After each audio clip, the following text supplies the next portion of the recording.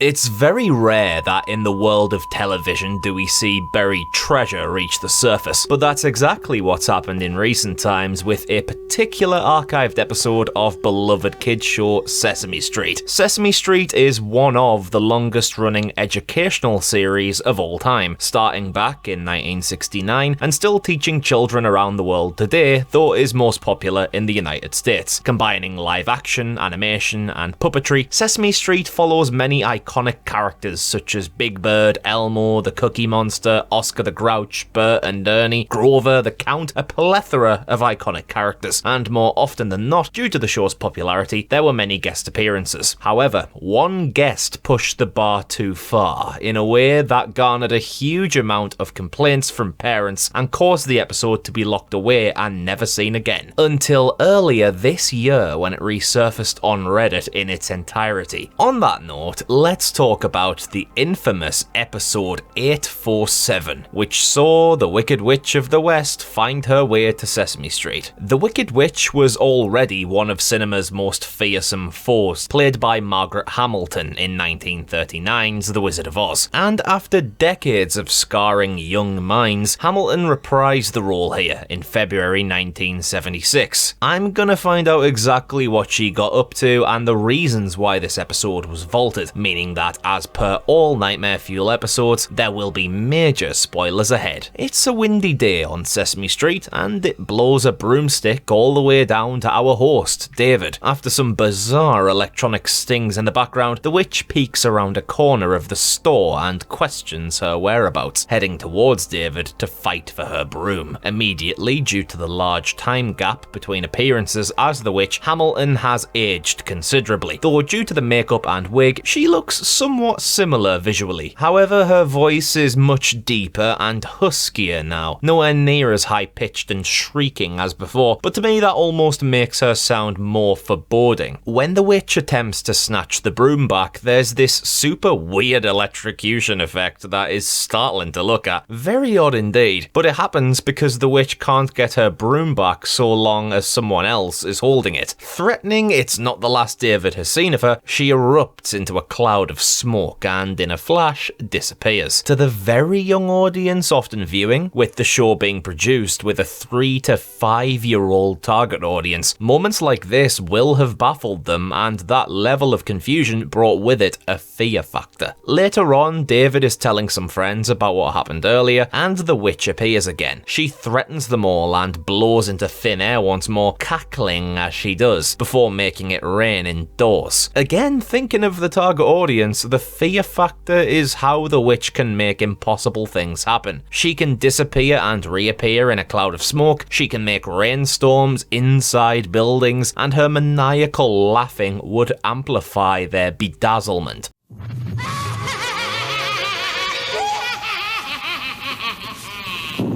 Big Bird eventually wanders in, who thinks the witch story is a load of twaddle, but then decides to help against this threatening witch, grasping the broom to fight with. The witch appears again, gets electrocuted again with that strange VFX, and then threatens everyone once more, yet again cackling as she does it. Looking like getting her broom back is going to be a tough challenge, she questions what her options are as Oscar engages with her. Even seeing his bulging eyes peeking out from beneath the trash can lid, that's actually pretty creepy in itself, let alone the witch being an evil slag next to him. But then her plan really starts to take shape when she transforms from her witch appearance to that of a sweet old lady and changes her voice accordingly. Again, this magical transformation would have puzzled kids into bafflement. Being able to turn on a dime between her witch voice and normal voice is pure savagery at its finest. Of course, it's really a testament to how Hamilton didn't miss a beat stepping back into the role after such a long time, but it's very much a role parents didn't want their own kids to see, likely being scared in their own childhoods by the character. After convincing David to release the broom, the witch picks it up to regain her form and her powers, and later flies back to Oz. The music in the flying scene is really rather frightening as well, with a lot of clanging throughout.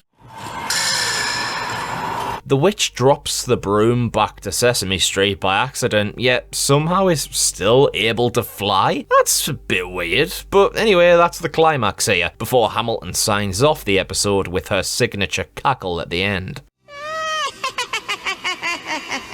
Now, in all honesty, for adults nowadays, this one is rather timid, but within the context of 1976, and considering again that 3 to 5 year old target audience, I think this one had enough nightmare fuel within it for the much younger watchers. The combination of the witch's cruelty, magical appearance changes, and teleportation acts, bringing the impossible to life, and creepily laughing in her shrill voice. It's no wonder why parents thought that episode 847 was a step too far. I get what they tried to do here with the message of being respectful, being pushed, with David only wanting to help the witch if she is respectful back. So that's fair enough there, and come the end of the episode, I suppose they've almost befriended the witch, so they want to try and push being kind to everyone, no matter how they look, or along those lines anyway, but I do agree it wasn't the right character choice for those messages within the bubble of the time it aired. Plus, expanding on an earlier point, most of the written complaints came from the parents, who, if they saw the Wizard of Oz as kids, they would have been in their late 30s or early 40s by the time this episode aired. If they had deep-rooted fears of their own experiences with Hamilton's Wicked Witch, then it's no wonder why they would write complaints and send them in to prevent that same witch from haunting their own children for the rest of their lives. I think that's a more likely reason as to why this one had so many complaints at the time. I do think that the legacy of episode 847 and the imagination of what it was like was a lot more eerie than actually now seeing the episode itself. But nevertheless, it is fantastic to finally be able to see this. And I do believe that to those little 70s kids, this one was an early morning dose of youthful nightmare fuel. Are you glad to finally see episode 847, or do you think it would have been better kept locked in the nightmare fuel vault? Let me know your thoughts in the comments below, and if you enjoyed this one, a cheeky sub would be much appreciated. If this is your first time checking out Nightmare Fuel, we've got plenty more episodes covering a variety of topics, and plenty of honest reviews of latest films and shows, and some from yesteryear. Anyway, I'm Connor from Unleash the Ghouls, and we shall see you next time for another dose